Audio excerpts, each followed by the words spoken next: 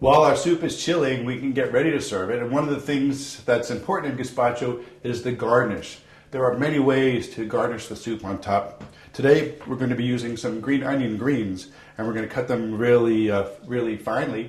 But you can also use chives if you happen to have chives available. Another favorite is guacamole, a little dollop of avocado. You can mash that up or purchase it already made. Parsley, cilantro. There's an unlimited amount of different garnishes available. So let me show you how we're going to do this. We're just going to cut these into extremely, like 1/16 inch slices. And you have these neat little rings. And what I like about this with the green onion is because it is a larger circle than, say, like a chive, and we have these nice big chunks. It kind of works in kind of like the geometry of the vegetables. It's all kind of the same size as the pieces that are in the soup.